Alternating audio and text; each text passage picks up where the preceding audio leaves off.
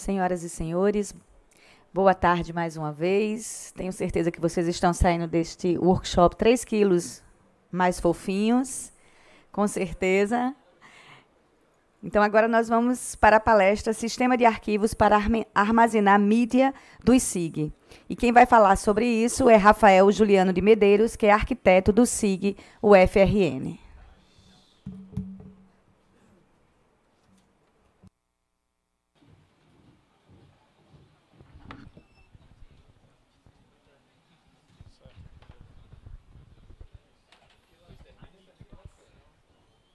Boa tarde, pessoal. Eu vou apresentar aqui a... Eu tinha colocado a morte de base arquivos para ser um pouco mais político e não impactar tanto, né? O professor Egibião apresentou na quinta-feira a aniquilação de base arquivos, né? Então, realmente foi intencional, né? A gente teve a intenção mesmo de aniquilar, de assassinar base arquivos, né? Alguns de vocês já sabem as problemáticas, né, que a gente tem relacionado a isso, né? Então, antes de tudo, eu queria contextualizar mais, né? Alguns já conhecem os SIGs, estão familiarizados com o problema, né? Outros não, né? Então, para contextualizar mais um pouco, né, sobre o base arquivos que a gente tem no sistema, né, a gente tem um banco de dados dedicado ao armazenamento de binários, né? Então, todos os arquivos dos SIGs são armazenados em banco de dados, né? O espaço utilizado que a gente tinha nesse banco até abril de 2018, que foi quando a gente realmente aniquilou, né, assassinou a base de arquivos, era de 4.7 terabytes, né? E o conteúdo no banco ele era dividido, né, em algumas tuplas, né? Tem um modelo que eu vou apresentar, né? E o processamento acabava sendo um pouco centralizado, o processamento das requisições, né? Porque acontecia de você fazer a requisição ao sistema, né? E o próprio sistema ter que te responder e, ao mesmo tempo, recuperar o arquivo no banco e devolver para o usuário, né? Então, só para contextualizar aqui na Sinfo também, a gente estava utilizando um servidor de banco de dados Postgres, né? Ele era compartilhado entre o comum, base de arquivos, só que esse servidor ele só tinha 48 cores, certo? 128 GB de RAM é uma coisa, máquina simplesinha. A gente tem essas... só para jogar Counter-Strike. Então, o modelo que existia, base, é esse, né? A gente tem uma tabela de arquivos, que essa tabela são os metadados dos arquivos, certo? E tem uma tabela de arquivos itens, certo? Então, os arquivos, o conteúdo do arquivo ele é armazenado nessa tabela de arquivos itens, certo? Só que esse conteúdo ele é compactado em fragmentos de 50 KB, certo? Então, ele vai pegar o array de bytes do arquivo, né, e a cada 50 KB ele vai gerar uma linha em arquivos itens compactando esse conteúdo, né? Então aí a gente imagina o quê? Que o conteúdo está compactado no banco, certo? E ele é segmentado, né? Ele está fragmentado, né? Então o que acontece? A instância ela precisa estabelecer a conexão com o banco de dados, buscar o arquivo e todas as linhas que o compõem, né? Então quando o arquivo é pequeno, ótimo, mas quando a gente está falando aí de arquivos de 1 GB para cima, já é um negócio, né? Ou seja, o poder de processamento do servidor de aplicação, como o Edmilson mostrou nas palestras anteriores que a gente tem na Sinfo, é um poder enorme e ele é bem dedicado também a isso, né? Ele estava sendo bem dedicado também a isso, a ter que retornar os arquivos, processar, descompactar e fazer entrega para o usuário. E isso a cada vez que o usuário solicitava um arquivo ao servidor de aplicação. De certa forma, era distribuído baseado nas instâncias que você tinha de servidores de aplicação, né? Mas eu tenho 2, 3 instâncias, eu estou onerando 2, 3 instâncias sempre para pegar um arquivo em banco de dados, certo? Então, assim, a gente sabe do problema que se tem também com relação aos backups, né? Ficava muito complicado para para fazer backups dessa base, né? Os meninos tinham uma grande dificuldade, as consultas em arquivos eram mais problemáticas, né? Mas meio que o motivador de toda essa migração, né, parte bem lá da apresentação mesmo que o professor Gibeon fez e comentou: a URL mais acessada dos sistemas é o vfoto, né? Então hoje o vfoto faz o quê? Busca os arquivos no banco, descompacta o conteúdo e entrega para o usuário. Então, se a gente tem a quantidade de acessos que o próprio Edmilson comentou na apresentação dele no SIGA, e percebe-se que em cada tela tem um vfoto, então a gente tem um uso muito grande de recurso apenas para estar processando e retornando arquivo para o usuário, certo? Então, assim, foi feita uma simulação básica, né, para tentar, né, verificar alguns problemas relacionados a isso, né? Então, assim, essa simulação ela foi feita bem no início, certo? Eu nem lembro muito quais foram as configurações da instância em si que a gente tinha, mas foi no ambiente de sustentação. E a gente fez uma simulação para 10.000 requisições, né, dividida entre 1.000 usuários simultâneos aí, né? Então a gente teve uma vazão disso aí de 21 requisições por segundo, né, com a taxa de erro de 22%, né, com a solução hoje. Não era bem a realidade, mas era um estresse que a gente queria fazer, né, porque mesmo que ocorresse algo parecido na Sinfo, como a gente, só o SIGA tem 14 instâncias, cara. Então, assim, tem um balanceador ali para distribuir esse processamento entre 14 instâncias gigantes, né? Então, fica fácil quando a gente olha nesse cenário, né? Mas quando a gente olha em cenários menores, de instituições menores, né, a coisa complica um pouco mais, né? Então, assim, para tentar abordar um pouco da solução, né, como eu tinha comentado até na outra apresentação, não é fácil às vezes a gente tentar inovar, certo? Tentar criar soluções novas e manter principalmente a compatibilidade com o que a gente tem hoje, certo? Então, assim, todos sabem da questão dos SIGs utilizarem Java 6, a gente está migrando para o 7, a gente está sempre procurando, está melhorando os sistemas. Então, base arquivos foi mais ou menos a mesma coisa, né? A solução ela não foi algo direcionada, né? Houve um estudo na época, eu não iniciei esse estudo, quem tinha iniciado tinha sido o professor Gibeon e Mário, né? E, se eu lembro bem, partiu mais dessa premissa também, da dificuldade de backup e da questão da URL mais acessada era o vfoto, né? Então, vamos melhorar isso aí. Então, houve um estudo para isso, houve uma ação inicial, certo? A ação inicial relacionada a essa solução estava tratando apenas da questão do ver foto, ou seja, de fotos no sistema, certo? Arquivos de imagem no sistema, mas ela já estava direcionada a armazenar os arquivos, né, em sistema de arquivos, certo? Então já existia um direcionamento, né?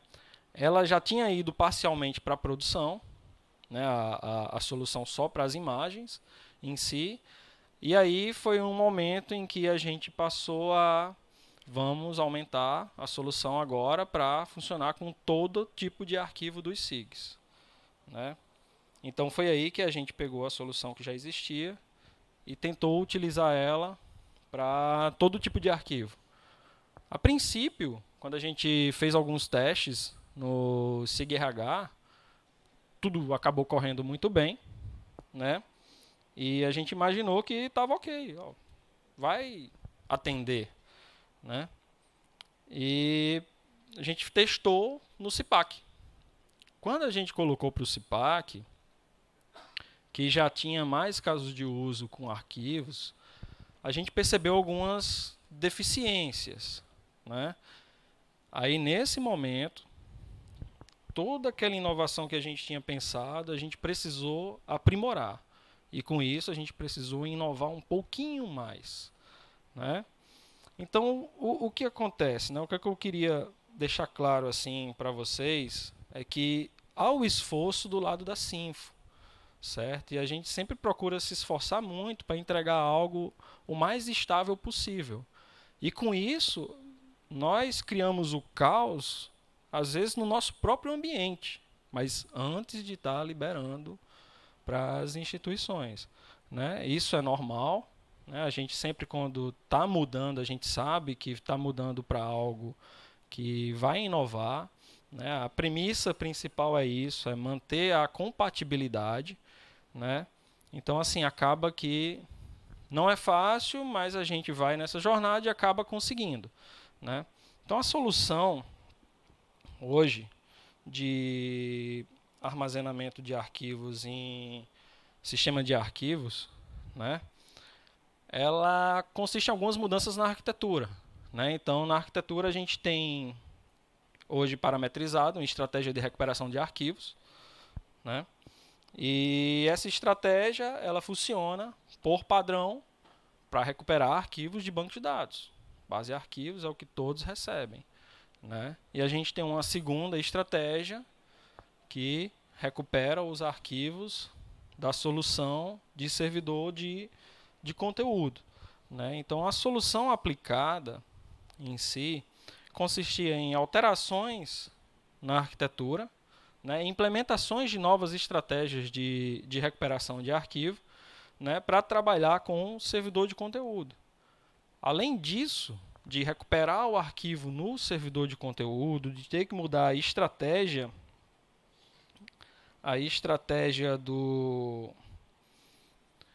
de recuperação dos arquivos, nós tivemos também que pensar no envio de arquivo, né? Deixou de ser um mero upload para a gente trabalhar com o envio em dois estágios, basicamente, né? Então, o usuário ele precisa fazer o upload para o servidor de aplicação e o servidor de aplicação ele estabelece uma conexão criptografada para o servidor de conteúdo, né? Uma conexão SCP.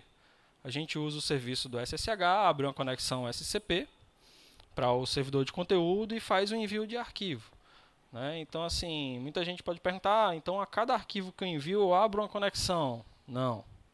A gente criou um mecanismo para que cada instância dos sistemas que está com a estratégia nova, quando vai enviar um arquivo ao servidor de conteúdo, ele abre a conexão e a mantém aberta por um determinado período de tempo, certo? Ele vai deixar essa conexão aberta lá e à medida que os arquivos forem sendo enviados, ele utiliza a mesma conexão. Mas por que a gente fez isso? Quando a gente estava melhorando a solução, certo? A gente percebeu que um gargalo que a gente tinha por utilizar o SSH e estar trabalhando em cima de um protocolo criptografado era o handshake, né? Então, quando a gente abria a conexão, tinha que estabelecer a conexão com o servidor de conteúdo, acabava que ele demorava um pouquinho a fazer o login. Isso chegou a impactar em um caso de uso, que eu lembro bem, e o usuário pensava que o arquivo dele tinha sido enviado e a outra tela do caso de uso, o arquivo já tinha que ser recuperado, né? Só demorou mais um pouco. Nesse momento era intermitente, às vezes quando ele tinha acabado de fazer um handshake a segunda vez era mais rápido, né? Então em algum momento ele dava criava essa instabilidade, né? Então a gente percebeu isso e trabalhou para manter essa conexão aberta, né? Então os servidores de aplicação elas mantêm uma conexão aberta com o servidor de conteúdo, né? A fins de envio de arquivo, certo? A recuperação é um pouquinho diferente, né? A recuperação ela vai utilizar o servidor mesmo, a gente colocou um Apache na frente, né? Então utiliza o próprio Apache para fazer o retorno dos arquivos, né? Uma coisa que foi elaborada também foi o seguinte: Como a gente criou uma interface na arquitetura e todo mundo que fazia o envio e recuperação de arquivos implementa essa interface, então não teve a necessidade de ter alterações nos sistemas em si, alterações pesadas, né?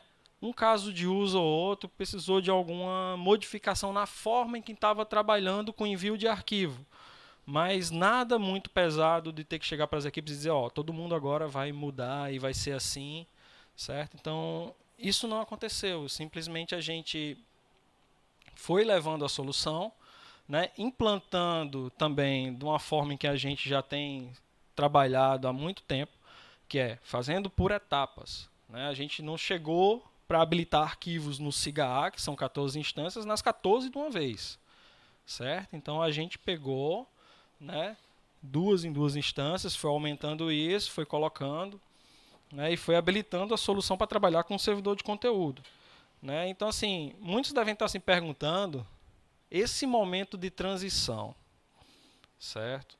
Esse momento de transição, ele teve que ter aí umas estratégias diferenciadas, né? Então, o que foi que eu tinha feito, né? Na implementação padrão de banco de dados, eu tive que colocar uma verificação para um parâmetro de inicialização das instâncias, né? Então, nesse parâmetro, eu dizia que cada instância estava habilitada a trabalhar já com o servidor de conteúdo, certo? Então, só que nesse momento, o que é que ele fazia? Ele estava trabalhando de forma híbrida. Eu não tinha matado ainda base arquivos, ela estava lá funcionando, porque eu estava colocando aqui, tinha acabado de botar o SIG-RH, e o SIG-A tem que ficar funcionando. Eu não posso mexer no SIG-A, né? Então, quando eu fui para o CIPAC, do mesmo jeito, o SIG-A foi o último e ainda teve os orbitais depois, né? Então, assim, à medida que os sistemas maiores iam migrando, os outros iam ficando e utilizando base arquivos. Muitos fazendo inserção só em base arquivos, né? Aí foi preciso ter uma ferramenta no servidor de conteúdo, né? Nesse momento a gente tinha criado um daemon em Python, né? Então se criou um daemon para monitorar o base arquivos, e aí todo arquivo que não existia em disco e que existia na base de dados era persistido para o disco, né? A gente trazia ele para o disco, né? Então, assim, como a gente passou um bom tempo durante toda essa migração com a solução híbrida e o daemon correndo por trás para pegar os arquivos que foram enviados para quem não estava migrando ainda, né? A gente conseguiu manter todo o sistema de arquivos já muito próximo, quase em tempo real, do que a gente tinha no banco, né? O atraso estava a cada 1 minuto, né? Então, como o SIG-RH, que foi um dos casos, que tinha um caso de uso que o usuário enviava o arquivo e na outra tela ele já via, não estava mais sendo afetado, a gente já tinha passado por ele, os outros eram mais tranquilos, porque a gente conseguia lidar com esse gargalo pequeno, de a cada 1 minuto ele pegar todos os novos arquivos do banco e persistirem em disco, né? Tendo passado por todas esses problemas e esses arranjos que a gente teve para chegar na solução hoje que a gente tem final, né, a gente teve também que pensar em algumas coisas relacionadas à infraestrutura, né? O professor Gibeon sempre comentava lá, e aí, como é que a gente vai, né, matar a base arquivos de vez, né? Calma, porque eu ainda não tenho um backup disso, eu não tenho uma réplica. Quem me garante agora que se eu matar o base arquivos, eu vou conseguir trabalhar com servidor de conteúdo e se ele sofrer um desastre, como é que eu vou recuperar tudo isso? Né? A base arquivos acabou ficando ali mais como aquele backup que o sistema já tinha todo o suporte, eu disse, eu vou deixando aí até a gente ter isso. Então, em conversas com o pessoal de infraestrutura, né, a gente conseguiu subir um segundo servidor, uma réplica, né, do nosso servidor de arquivos, né, do nosso servidor de conteúdo, né, e aí eles conseguiram trabalhar numa solução de sincronização dos dados, né? Então eles trabalharam essa solução utilizando o rsync, né, e aí a gente também chegou a um delay, né? A solução nossa hoje ela não está em tempo real de réplica, ela tem o delay de 3 minutos, mas é o delay que a gente encarou e diz, não, isso aí a gente assume a responsabilidade, né? Então, assim, a gente tem esses 3 minutos. Se acontecer um desastre, a janela é de 3 minutos para a gente ter perca de algum arquivo, certo? Diferente disso, hoje a gente não tem. Então, como até Edmilson tinha comentado na outra palestra, com isso, foi que a gente conseguiu fazer também. No servidor de conteúdo, a gente criou uma estrutura de diretórios baseada em ano, certo? Facilitando assim um backup desses arquivos. Mas por que facilitou o backup? Porque na implementação tem uma condição, certo? Vamos supor que você entrou na UFRN 2017.2, certo? É um novato, foi lá, botou a sua foto de perfil, ok. Seu arquivo foi para o servidor de conteúdo na pasta de 2017, está em toda a estrutura lá dentro, ele tem uma relação com metadados ainda, certo? Ou seja, a única tabela de banco que ficou foi a tabela de arquivos que armazena os metadados. Então ele tem uma ligação com metadados ainda, certo? Só que o que acontece? Você vem agora no CIGAI e vai alterar a sua foto de perfil, certo? No banco, você alteraria o registro lá do arquivo. Ele era alterado e tinha a nova foto substituída lá. Nessa nova solução, não. Nessa nova solução, o que é que a gente faz? A gente tira a relação lógica com o arquivo de 2017, que o ano que passou não mexemos mais, está a fim de consulta, certo? E a gente cria um novo arquivo no ano de 2018 e faz o apontamento lógico na tabela de metadados, certo? Então, para o pessoal de infra, foi o glória a Deus, né? Ele tem agora a certeza que ele pega a pasta de 2017 e ela está inalterada. Vai continuar inalterada. Né? Se a gente precisa voltar às bases para 2017, a gente pega também o banco relacionado, né, aquele período do backup de arquivos também. Quando voltar, tem todas as referências lógicas ainda em disco. Né? Então, isso facilitou muito para o pessoal de infraestrutura. Né? E, ao mesmo tempo, todas as requisições que a gente tinha, né? O professor Gibeon mostrou no slide lá da quinta-feira, eu até esqueci de colocar, mas dos mesmos testes que a gente fez utilizando o servidor de conteúdo, certo? Com 1000 usuários simultâneos, a gente teve 0 de perda. Todos foram recuperados, todos os arquivos foram exibidos de forma corretamente. Mas por quê? Porque a gente acaba distribuindo agora o processamento do usuário, a requisição do usuário. O usuário requisita o servidor de aplicação e o servidor de aplicação só diz, ó, o arquivo é com aquele outro lá. Ele pega do servidor de conteúdo, certo? E assim, aquele monstro que a gente tinha, Postgres, lá, hoje se resume a quê? 8 cores, certo?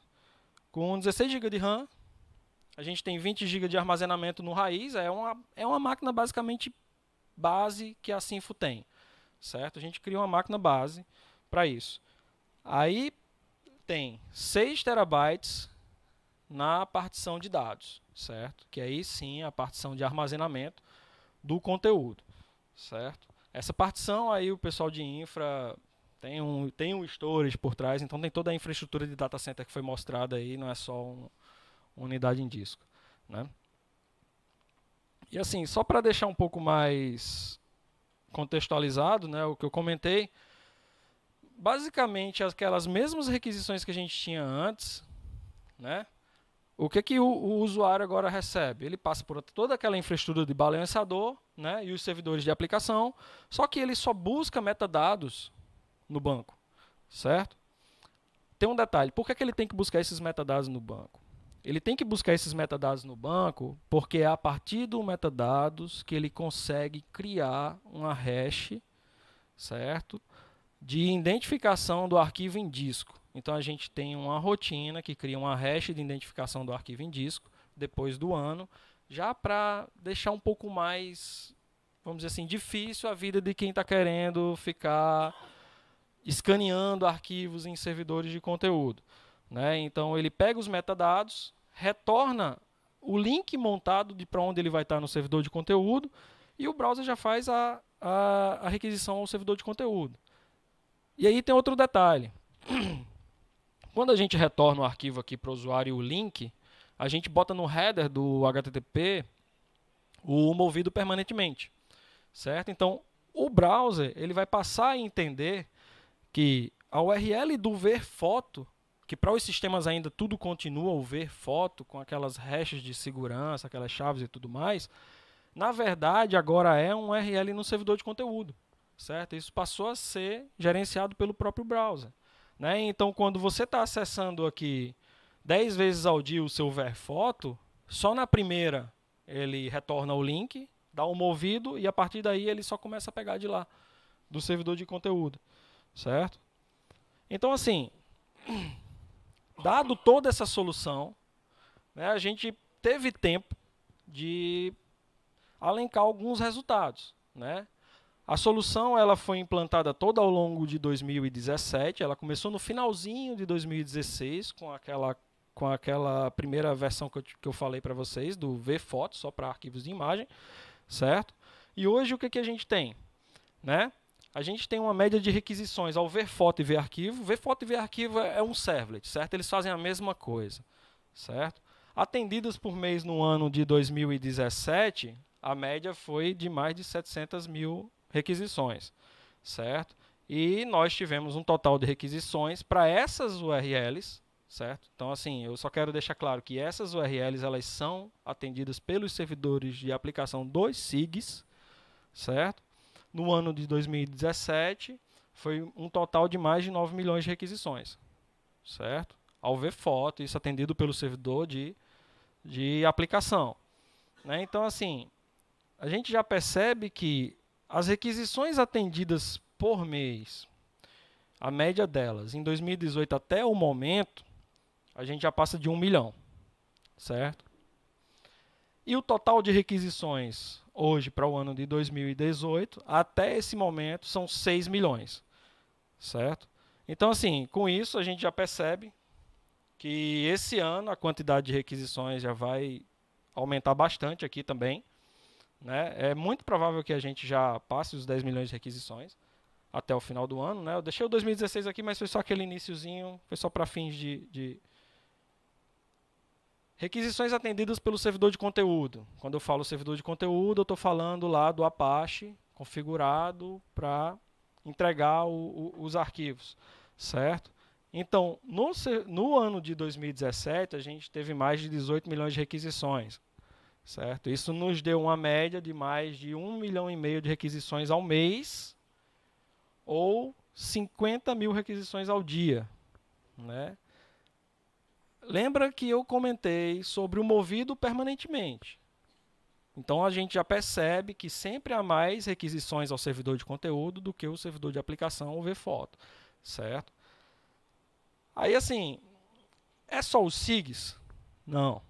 Hoje, a solução de arquivos ela é RESTful, ela tem uma API REST, certo? Na API de sistemas, é uma API fechada só para os sistemas SIGs, os novos sistemas que a gente vem criando. O próprio sistema de memorandos também usa, né, já a integração com o servidor de conteúdo. E o nosso framework novo ele tem toda já essa premissa implementada. Ele já trabalha direto com o servidor de conteúdo. Base arquivos para a gente foi assassinado, morreu, aniquilado. Não se fala mais nela hoje na Sinfo, né? E com isso a gente tem uma total de requisições atendidas em 2018 até o momento, né, de 33 milhões de requisições.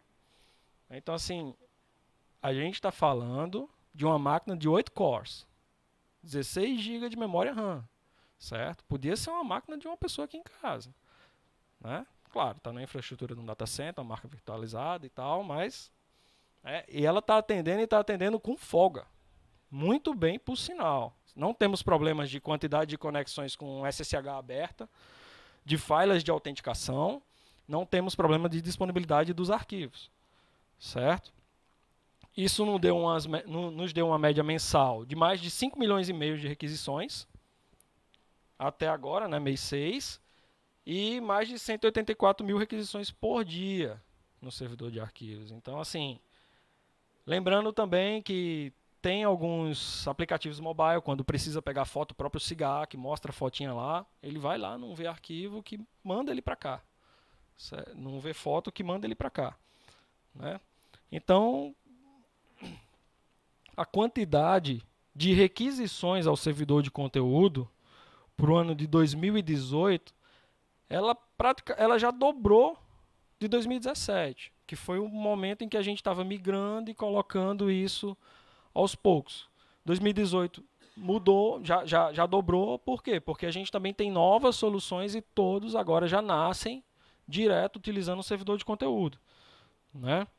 Então, o que a gente tem também hoje em disco lá no servidor de conteúdo, né? A gente tem quase 5 milhões de arquivos armazenados, certo? No nosso servidor de conteúdos, em 5,2 terabytes. Aí eu acho que vocês devem estar lembrados, né? Eu falei que o data são 6 terabytes lá, a gente está aí com 90%. Mas assim, é controlado, foi uma projeção esperada, então a gente tem realmente a intenção já de, ao final do ano, a partição vai estar aumentando de tamanho, né? Então, a gente esperava que realmente chegasse a esse consumo no final desse ano, né? Então, assim, é o que a gente espera, está tudo dentro do esperado entre nós de arquitetura, o pessoal de infra, e isso vale salientar também, né? Edmilson comentou sobre o monitoramento dos ABICs que se tem. Há monitoramento específico também para arquivos, certo? Eu vou falar mais um pouquinho na frente. Mas, assim, o crescimento médio entre 2016, que foi quando começou a questão do VFoto, né, que era só para imagens, para 2017 foi 946 GB. Mas assim, em um ano, só que isso foi um ano de migração, basicamente, né? Tanto 2016 até 2017 inteiro. Aí eu coloquei aqui 2016 como um todo até 2018, a média anual chegou a dar 800 GB, né? Só que só de 2017 para 2018, a média está em 700 GB até o momento. Então, também está dentro dos cálculos e dos planos de que a gente vai estar fechando um ano com 1 tera, certo? 1 tera por ano de armazenamento de arquivos, certo? Então, assim, o gráfico mostra 2018 caindo aqui porque, né, não chegamos ainda ao final do ano, mas já dá um indicador de que ele vai continuar subindo, né? E até que é comum que suba. Né, a universidade está criando novos sistemas, tem APIs, tem tudo, então todos já estão integrados com o servidor de conteúdo. Né? O armazenamento em gigabytes por ano, eu fiz esse gráficozinho só para demonstrar o crescimento que se tinha. Ele pega desde a época do base arquivos, quando estava começando nos SIGs, né, até hoje com o servidor de conteúdo. O ano cheio do servidor de conteúdo que a gente teve foi o inicial ainda, foi 2017, né, o 2018 a gente vai estar finalizando, mas tá aí, 2017 a gente terminou com quase 1 tera, né? A gente já sabe que vai terminar 2018 com 1 tera para frente um pouquinho, né?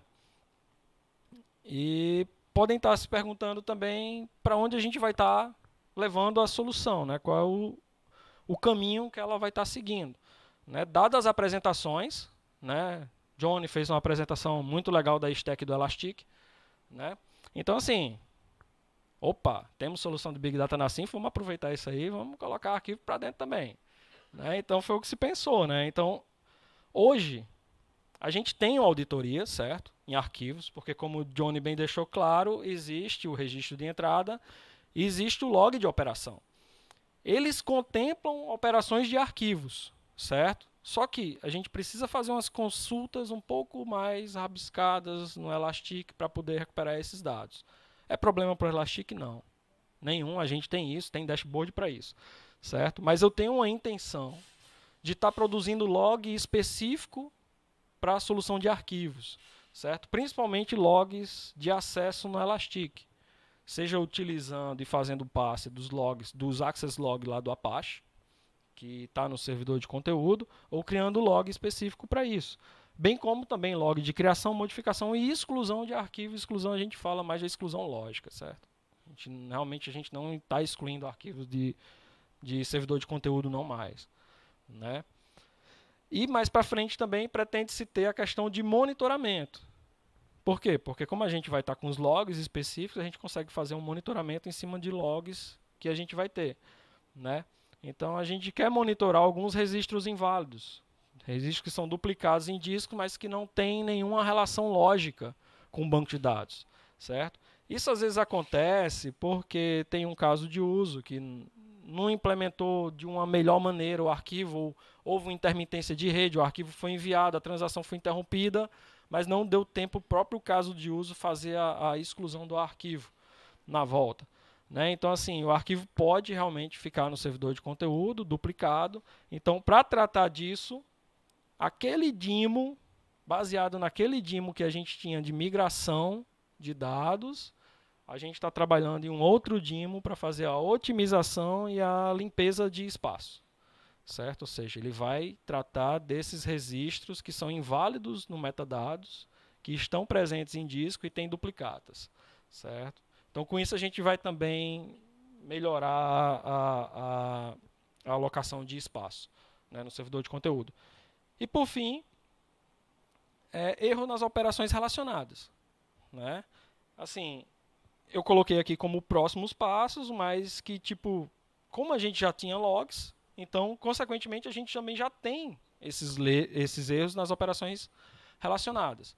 Né? Então, qualquer upload de arquivo que der, qualquer problema de upload de arquivo que der nos sistemas em si, no SIG que tiver, eu tenho uma dashboard lá que verifica só isso. Deu problema de exibição de arquivo, ou deu problema no upload de arquivo, eu sei a quantidade de erros que dá, sei o caso de uso que dá, já converso com o líder técnico da equipe, digo, olha, esse caso de uso está com um probleminha, a gente precisa dar uma olhada porque já está gerando alguns erros nos envios de arquivo aí para o servidor de conteúdo.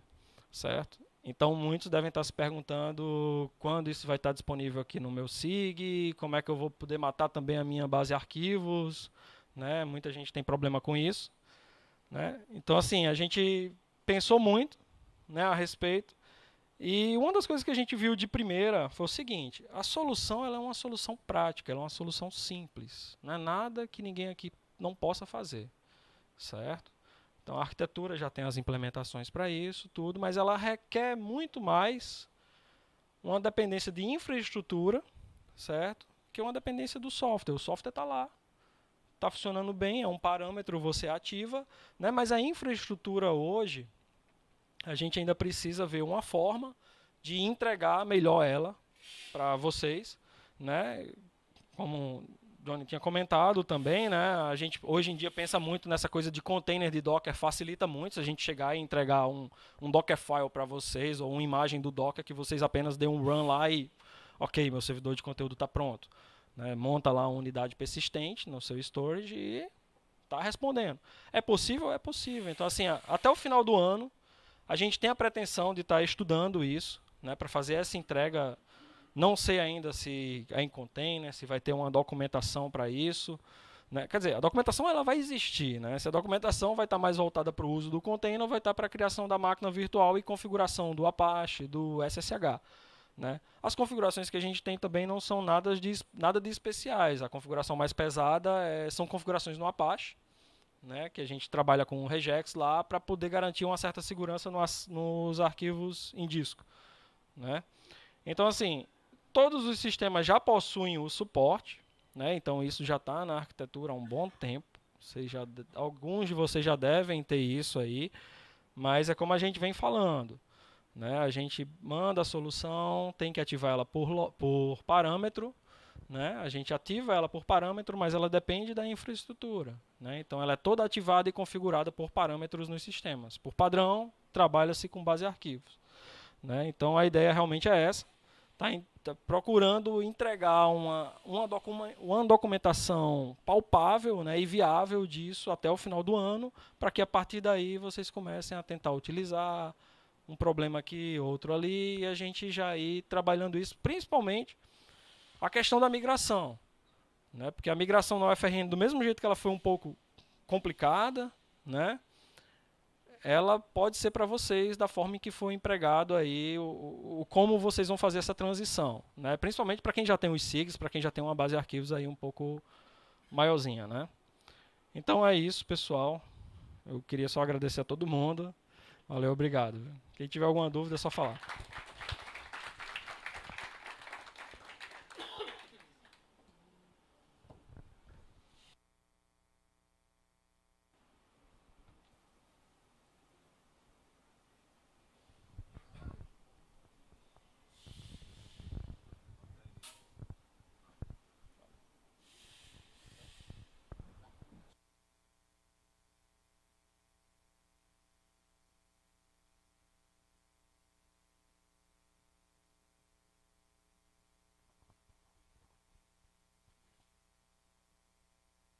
Rafael, o FPA. Eu tenho várias dúvidas que depois a gente pode tirar, Certo. mas a que eu queria que pudesse explicar um pouco, assim, quando tem em banco, a gente tem todo um acesso, tem o DBA, tem os logs. Se sumir um arquivo desse servidor de conteúdo, vocês têm alguma... Porque, assim, registro de logs em sistema de arquivo é um pouco complicado. Se vocês pensaram também em alguma coisa tipo CONARC, EARC, RDC-ARC, porque são documentos de alunos, de servidores, que a gente tem que se preocupar com relação à segurança, né? Assim, veja bem, a proposta inicial da solução foi a gente mudar o mecanismo onde os arquivos estão armazenados, certo? Então, nesse momento, a gente não entende ainda esses arquivos como um documento, né, que precisa ser garantida a autenticação dele, né, ou a veracidade disso. Claro, estão armazenados ali, tem documentos de servidores e tal, mas assim, a gente entende essa solução como base para dar um start para a gente caminhar algo desse tipo, né? Então, hoje a gente garante algumas coisas relacionadas à remoção de arquivos, mas mais por réplica, né? Então é muito no que eu tinha colocado sobre a auditoria, né? Então, ao mesmo tempo que eu quero ver se a gente ativa a auditoria com relação à criação, exclusão, modificação, né? Isso eu não estou falando só a nível dos sistemas modificando, certo? Eu quero colocar essa auditoria embaixo, a nível de SO. Certo? Então, assim, independente do sistema ou do usuário que fizer a exclusão, eu quero estar registrando isso. Certo? Então, assim, há preocupação, só que a gente não teve ainda um momento para pensar sobre como a gente vai fazer isso, a gente já vai entregar assim, não. A princípio foi, vamos matar a base de arquivos porque ninguém aguenta mais ficar com um banco gigante sem possibilidade de backup. Ok, a estratégia é armazenar em disco. Então, vamos partir para aí. Né? Claro, vamos aprimorando isso aí e ver até onde a gente chega. Né?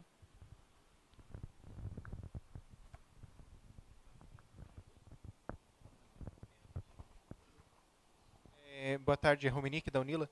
Você comentou que precisou fazer poucas modificações no restante dos sistemas, né? Só queria saber se isso foi a modificação principal no arquitetura, qual versão que vai estar disponível e se vocês migraram toda a base arquivo histórica.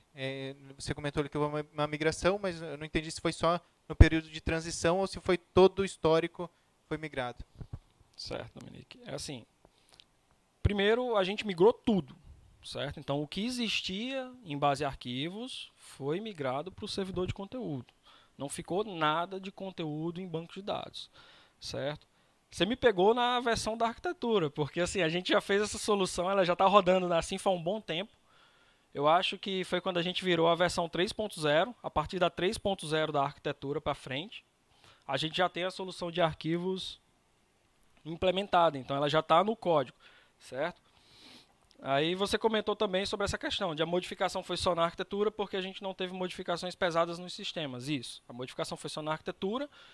Claro, o que possibilitou isso foi que a gente tinha uma interface na arquitetura que a gente implementa as estratégias de recuperação em seção de arquivos, certo? Então, assim, facilitou muito, porque todos aqueles servlets lá do vfoto, que é o para recuperar arquivo, vocês devem conhecer o envio arquivo helper, que é a classe que se usa em todos os casos de uso para fazer o envio de arquivo. Então, essa classe, ela verifica qual a estratégia ativa no sistema de vocês. No caso lá no comum para o todo, né? Então, dependendo da estratégia ativa, ele vai utilizar a solução de conteúdo ou base arquivos, né? Então, a gente fez toda a migração inicial. Essa migração a gente fez usando o Python, certo? A gente criou scripts Python para fazer essa migração, essa carga. E, em paralelo a isso, a gente deixou a solução trabalhando de forma híbrida. Porque, como a gente tinha comentado, eu não podia simplesmente trocar todos os sistemas para a estratégia. Eu tinha que ir testando aos poucos e botando instâncias por instâncias. Então, assim, a gente foi ativando aos pouquinhos, e aqueles camaradas que ficaram para trás só com o envio em base, usando a mesma estratégia de migração, a gente criou um outro daemon em Python, né? E aí esse Dimo pegava, ó, quem está mandando por banco vai persistindo, vai persistindo. Então, assim, no decorrer de toda a implantação, à medida que a gente ia virando a chave de algumas instâncias dos sistemas, o servidor de conteúdo estava cada vez mais próximo de base arquivos, né? Tanto que chegou naquele ponto que eu falei, de ter 1 minuto de atraso, mas aí já era para os sistemas mais orbitais, ficou mais tranquilo, né? Então, assim, a gente conseguiu fazer de uma forma bem transparente. Os usuários no sistema, o caso principal foi esse, no SIG-RH que eu comentei, que tinha um caso de uso que enviava e na outra tela ele já tentava mostrar aquele arquivo, acho que era carteira funcional, se eu lembro bem, né?